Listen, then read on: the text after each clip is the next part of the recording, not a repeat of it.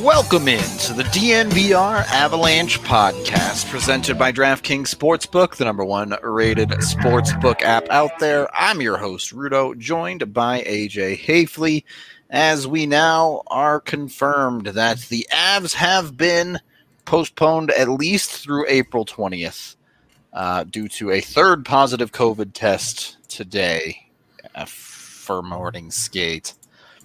To rephrase that a little better, the third positive test in a last week. Yeah.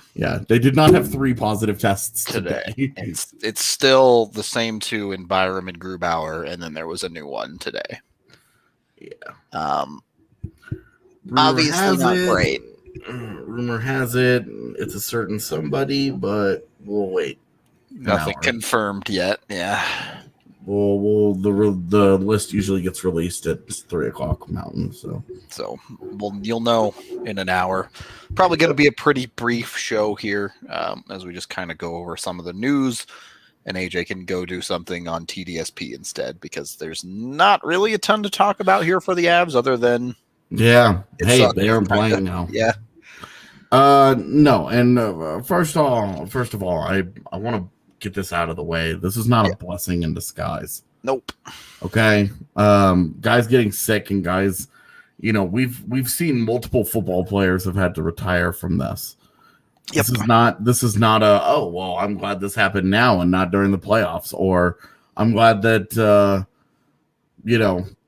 now this gives them more rest, or it's not as many games for these guys. No, like these guys are sick with the virus that has unpredictable results. The odds are, the stats are on their side that things are going to be okay, but you don't ever want anybody to take that chance. You're not looking at, if anybody that got this, you're not thinking about, kind of it's a blessing in disguise. Well, now they get 2 weeks off work, right?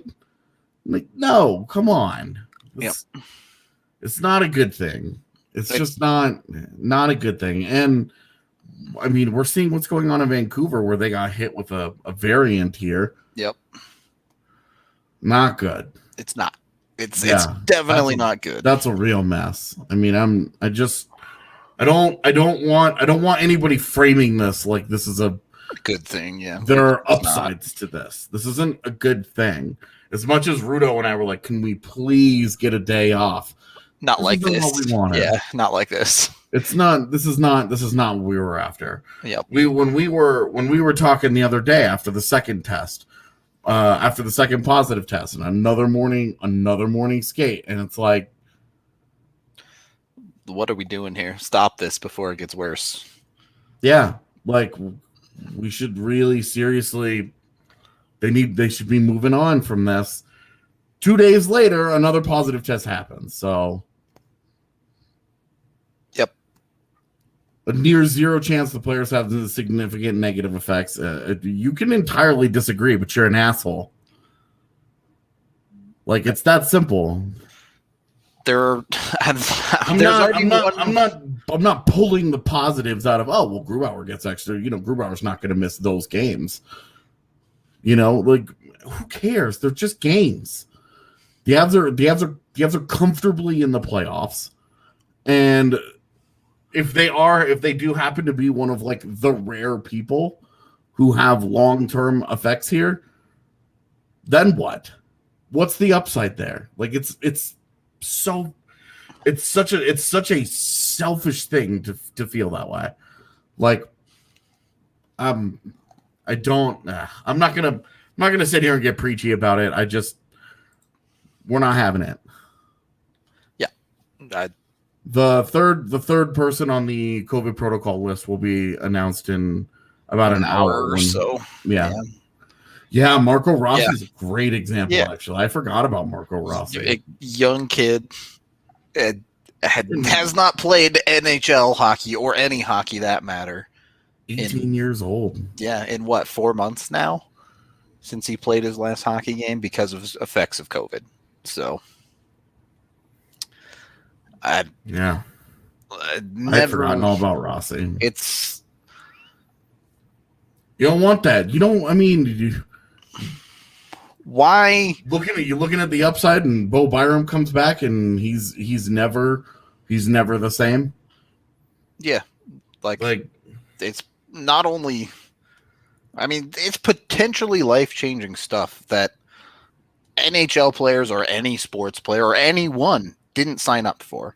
That this argument that, there's a certain risk with being an NHL player, I agree with that, but COVID-19 is not one of those assumed risks. Like, there's no, in my opinion, there's no justification for putting the players through that risk. And I get they understood some of it and they could have opted out and yada, yada, yada.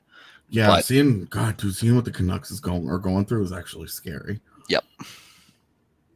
Straight up. I can't believe that the NHL is still putting them back on the ice. Yeah, I mean, they're not making the postseason. Just call their season, straight up. Just do it. It's not worth it at this point. Yeah. Yeah, and as the anime says, I mean... Yeah.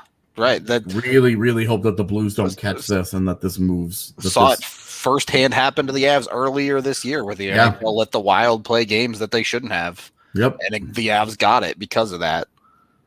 Yeah, I definitely. I mean, when we talk about the players and all that, I mean, it extends to the families. Yeah, of course. Like, you think Matt Calvert's thrilled about taking this home to a bundle of kiddos? The one advantage there is that the Avs, being a much younger team overall, a lot of these guys are just starting families, so they won't have as many kids as older. Yeah, you're not bringing it home to as many people, but yeah, the risks aren't worth it. That's all I'll say on that factor. Thank God that the NHL finally decided that something had to be done. Yep. That this was enough. Because I mean, when we all saw that morning skate got canceled again, it was like, come on now. This is the third time in a week that this has happened. So bad stuff, man. Hoping everybody's gonna be okay. Again, chances are good. Like, chances, the numbers are on their side, but they're not. It's not zero. So you just hope that they're part of the majority and that they get better and that they can come back, and that this just becomes a kind of like the first COVID pause. It just becomes a footnote. Yep, that's the hope. Obviously, This is not a full-on 14-day shutdown either. Nope. It's just the next 3 games for the Avalanche, and then the situation will be reassessed. So that's the hope is, look, these 3 games are postponed. No one else gets any positive tests anywhere. You get back to it as soon as the 22nd would be the next game they would play, or is it the 21st? 22nd. 22nd. Okay. So, yeah. The hope is it's just a quick little break. These 3 games get rescheduled into the NHL. Look, has already made plans to extend the season by a week, or at least internally has some sort of concept of putting games in there because they have hopes of finishing Vancouver's season. Yeah. And I mean, they also like. Do you remember the beginning of the season? Like, go back and listen to our pod when we talked about all of the return to play regulations and all this. Like, we gave the NHL credit because they were patting themselves on the back for having built in the idea of an extra week off at the end of the season, maybe an extra 10 days between the end of the season and the start of the postseason, in case something just like this happens. Yep. Where they had to reschedule games and they had to move to the end of the season and they had to do something like this. And now, like, their reticence to do it, like, I can understand they've already moved so many games, but you can't pretend that player safety is your number one priority and then continue to ignore player safety. Yep. It's it didn't start with the vaccination. No, it didn't. This happened, but Byram was the first one to test positive last week. Byram tested positive before the vaccine. Yeah, based on what we know about the incubation period of it, Grubauer had probably already had it by the time he tested positive as well. Yep. That they happened to get the vaccine in the meantime, just coincidence. This wasn't. I don't know where this is going with this happened at the same time as the vaccine, but we're not going to be pushing any kind of conspiracy theory nonsense. Yeah, we're not going to push any kind of maybe the vaccine is bad, because I am super duper excited about getting my second vaccine shot on Monday. I just got my first shot like an hour ago. Nice. Right there. My man. 2 more weeks and then I can get my. You gotta get a better Band-Aid than that, dude. That's just the one they gave me at the place. I know you gotta request better than that. Last time I got Spider-Man and I felt bad about it. I didn't bother looking because I was too busy crying my face off. And I didn't see it until later that day, and I was like, no. So I've had Spider-Man on my body all day. No. Plain Band-Aid or Spider-Man? Which is worse? Oh, Spider-Man. Dude, Spider-Man all day. That's for me, that's offensive. To have that on my body is not okay. All right. Glad to know where your priorities lie there then. I saw a lot of people talking about it in chat. The potential for an NHL bubble for the playoffs, I think, is basically zero. For various reasons. I don't think so anymore. Really? The league and the players have had discussions about it and all of the problems that they've had. And look, I think when it hit Canada, because all year long Canada was just cruising, sure. Had been like, wow, look at all those problems those silly Americans are having because they're selfish and stupid and irresponsible. And then I think when it hit Vancouver the way that it did, I think it kind of was a major culture shock to them. I cannot wait for the Canadian people's comments on this podcast after that. I mean, like, that's just how they were. And, like, the Canadian division was just rolling along. Every other division had shutdowns and all kinds of problems. And the Canadians were just up there playing 6-4 hockey every single night, putting up banana pants offensive numbers, watching Connor McDavid be incredible. Like, it was just they were just humming along. And then that, quote unquote bubble kind of got popped there. And I think it was a bit of a culture shock. And now everybody's like, look, we don't want to do bubbles again, but we want to finish the season. I can tell you, like, if it comes down to bubble or no bubble, this Avs team is going to be like, we're playing in a bubble. We'll play on the freaking moon if we have to. We're winning the Stanley Cup this year. Like, that is a team that is completely uninterested in taking away any, like, moral victories along the way. They only want to win the cup, whatever it's going to take to win the cup. I believe the Avalanche organization will agree to whatever they have to do. So Yeah. I think that they Well, I mean, make no they are mistake. going to I think they're going to consider a bubble. They have to consider a bubble at this point. Look, I 100% believe the NHL will do the playoffs no matter what. They're going to push the playoffs through one way or another, period. I question if they will do a bubble or if they'll just try and plow through without one. I mean, the logistics of the bubble, like if they were serious about it, I think playoffs were supposed to begin in like 3 weeks. Yep. 3.5 weeks. Probably more like a month, realistically, but yeah. And that's really that's not a lot of time to get things going, to get a bubble set up. Yep. Because remember the bubble that they set up in the bubbles, I guess they set up last year.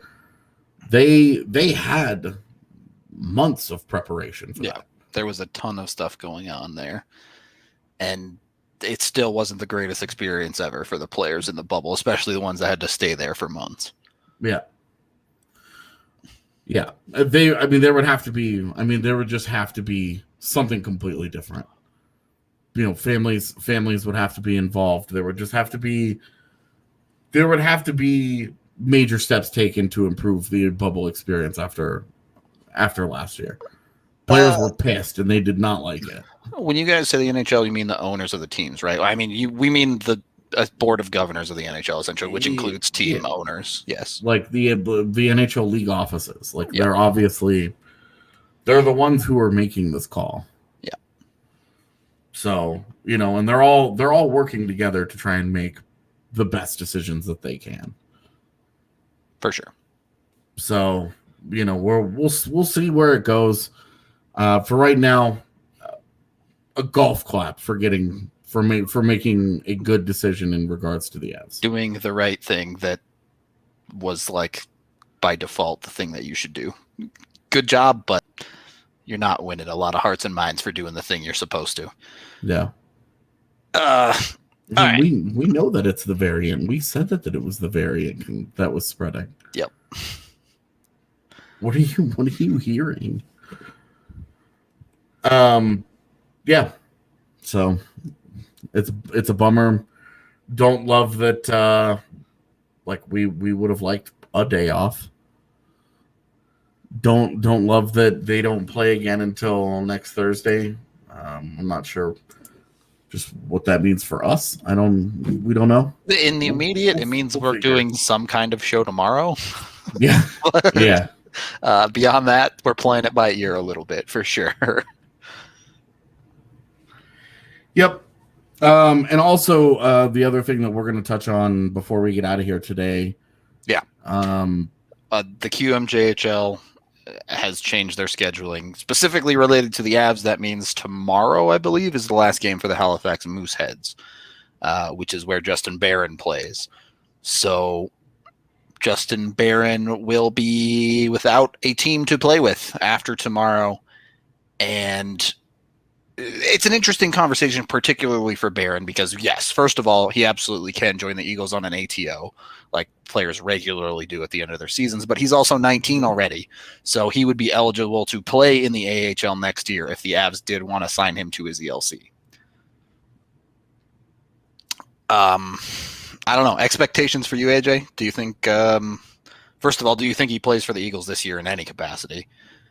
And secondly, he should. I mean, I think he should too, but yeah, especially given that the list of bona fide prospects in the AHL for defensemen for the Avs right now is Nate Clerman, end of list. Stretching the definition of bona fide. He's always been a very borderline guy for us. I don't disagree with you, but you can't call anyone else on that decor a prospect with Timmins in the NHL at the moment.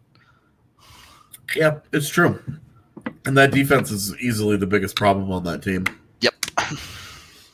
And to be honest with you, it would be like this Eagles team would be fun. This Eagles team is fun. Like It's true. I mean, is fun. You have Werner and Miska in net, and we don't view Miska in that way anymore. But Werner certainly is like some level of prospect in our eyes. Yeah. And then on defense, having Justin Barron, your most recent first round pick there, and then you have Martin Couch, Shane Bowers, Alex Newhook, Sampo Ranta, Liam Jean-Luc Foudy. You have 4 first round picks just sitting on your AHL team. And everybody wants to stroke one out to how great the Kings are, and like, come on, like that's a lot of fun there. I think it's an interesting conversation too, because for someone like Barron to join that team, there's a pretty easy peer group to drop into there as well, right? Veteran AHLers, of course, have their place in developing a prospect as well, but he's a 19-year-old kid going into that situation, and here's 4 other 20, 21-year-old kids to join up with on that hockey team. Yeah. So.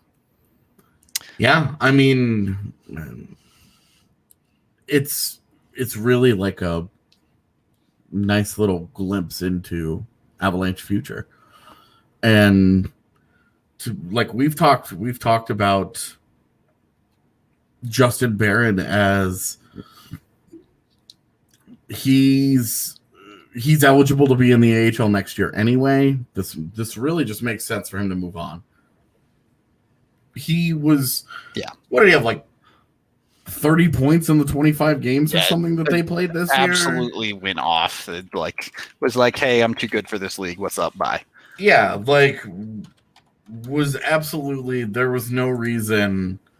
There isn't. It wasn't one of those years where you're like, ooh, he could really. Yep.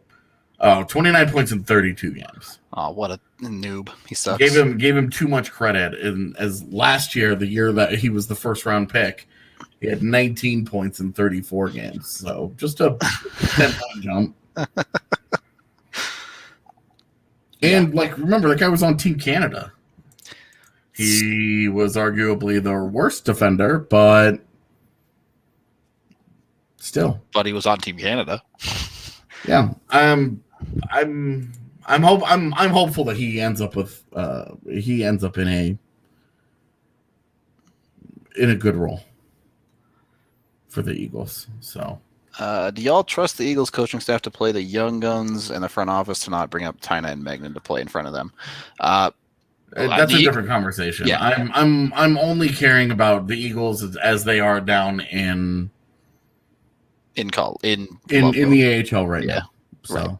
And look, they played all the young guns literally yesterday or 2 days ago. So at least in the AHL, they're playing the young guns. I'm not looking at this as any kind of when are these guys going to get called up? Where can these guys help in the Avs in the postseason? Let's be real here. There are very few Colorado Eagles right now that are going to legitimately help the Avalanche in a postseason. There's probably only one guy that you could make an argument for, and it's Newhook. And even then, there's still some things that need to happen for you to have that faith. They're significant. There's 12 regular season games left. Yeah, I was just looking up because I was like, there's way more than 6 games left. Yeah. I think there's 12 and then potentially 1 round of playoffs as well. So there's still some meat on that bone for sure. Yeah, 12 games left. It's definitely worth doing as far as getting the most annoying part about it is that the Avs go on pause and the Eagles don't play for the next 8 days. Yeah, they don't. They play the next day that the Avs do. They play next Thursday on the same night. So dumb, yeah. And it's like, meh. This would have been the perfect time for us to be able to be like, hey, let's all watch an Eagles game together. But nope. Yeah. It's been really interesting because AHL TV has been so they made it so it's cheap. Been affordable this year for the first time ever. Yeah. Yeah. I didn't have an issue with last year's AHL TV cost. It's just that right now AHL TV is like $20. It was $20 for the rest of the season when there were 20 games left. Yeah. So I think it's been interesting to see how many people who have never watched AHL hockey before are watching it and get dropped in and realize what it is down there. Yeah. Yeah, they're like, huh. This is not NHL hockey. They're like, yeah, it's a lot slower. And it is all over the place. Systems and structure are kind of suggestions. Yeah. It's really, really funny that we talk about the AHL like it's chaotic, right? Yeah. Because it's like one step from the NHL. But boy, that step is a big one. Yep. And you see guys like TJ Tynan are nasty in the AHL. And like, do you remember what that guy looked like in the NHL? Like, he couldn't do anything. He just could not make an impact in that league. Yep. And it's all over the place because there will be guys who are okay in the AHL. Like that look great in the NHL, yeah. Way back in the day, Kevin Shattenkirk's like very brief AHL tenure was not good. Yep. He was not good on that thing. And they call him up to the NHL and he goes off. Yeah. Like Ryan Graves, any of us that were watching the Eagles will tell you that when the Avs traded for Ryan Graves, we were like, oh boy. Targeted this? His first, like those 20 games that first year with San Antonio, it was at the time. He did not look like a good player in the AHL. But you got his play style up into the NHL in a structure and a system that functions as tightly as an NHL one does. Even and it just clicked. The next season when they were the Eagles, he was still not good. Yeah. I saw him live in Loveland and was like, this is not encouraging. Yeah. Like, I don't see where there's an NHL player here. And then he shows up in the NHL, and I was like, this is going to go super poorly, guys. And it goes great. Yep. For whatever reason, the guy just flourished. And something more just works sometimes. Yeah, it's one reason why all of that Shane Bowers, Martin Cow conversation and the argument against was look how many points they've scored is like whoa. It's not a good argument. Yeah. Like there's way more to this. Kaut was like on record last year when in his call up talking about how much easier it is to play with guys that are where they're supposed to be in the system, basically in the NHL. Kaut is always a guy that we have. Kaut is always a guy that we have specifically said he will be a better NHL player than AHL player. Yep, because he's going to be he's a really, really smart, very like does what's asked of him hockey player. Yep. And so if he's put into a system and he's told to go somewhere, he's going to go somewhere.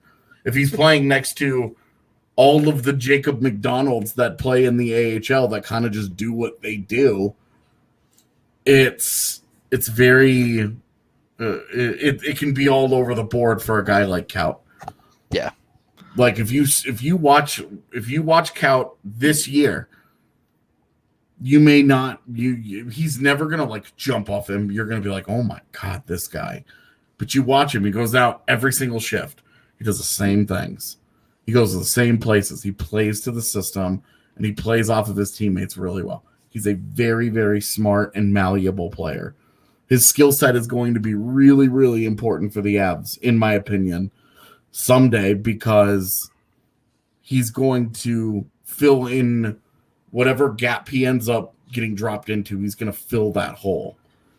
And then they're going to be able to move on. And they're just drop him in there, and he's good to go. Two other quick things before AJ's got to get out of here. Number one, the Adam Lowry deal just got signed. That's something to talk about around the league. 5 years, $3.25 with the Jets. Neat. Everybody that loves to talk about the 3C position, Adam Lowry is my guy. everybody loves talking about Phil Deneau and stuff. Like Phil Deneau is a 2C pretending to be a 3C. Lowry's the truth.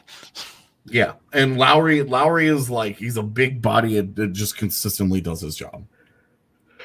All right, fair enough. And then this other thing, how do you assess skill that translates to the NHL when you look at prospects? Like, how do you watch Tynan and know he'd suck, but watch Newhook and know he'd do well? The answer is you didn't. TJ Tynan, when he was a prospect, there was high hopes for him to be good in the NHL, and then he got to the NHL and it didn't work. Like TJ Tynan had the same question mark that followed him at every single level.